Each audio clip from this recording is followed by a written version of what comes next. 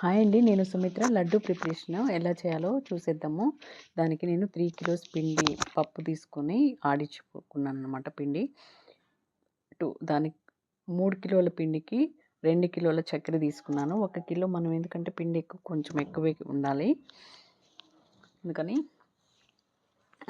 ఇప్పుడు గిన్నె పెట్టుకొని గిన్నెలోకి వాటర్ యాడ్ చేసుకొని చక్కెర కరిగేంత వరకు బాగా కరిగించుకొని పాకం పట్టుకొని పక్కన పెట్టుకోవాలి. చిన్న మంట మీద పక్కన ఉంచుకోవాలన్నమాట. పాకం ఆరిపోకూడదు కదా.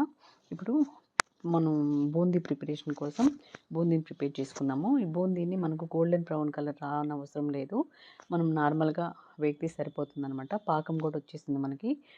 పాకం తీగ పాకం వస్తే సరిపోతుంది. చేత్తో ఇలా పట్టుకొని చూస్తే మనకు తీగ ఇట్లా రావాలన్నమాట.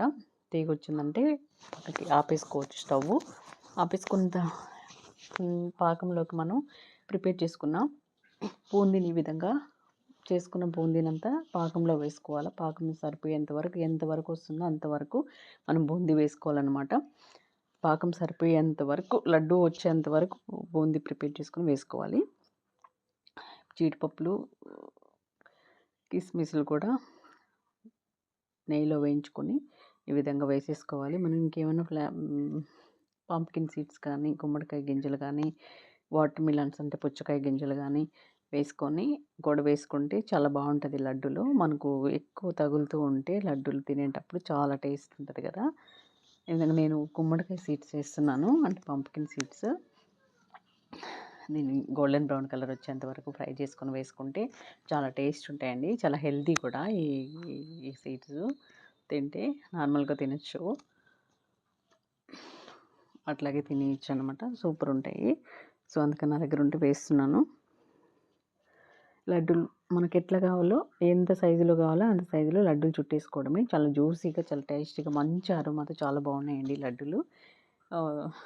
వీడియో నచ్చితే లైక్ చేయండి, షేర్ చేయండి, సబ్స్క్రైబ్ చేసుకోవడం మర్చిపోవద్దు.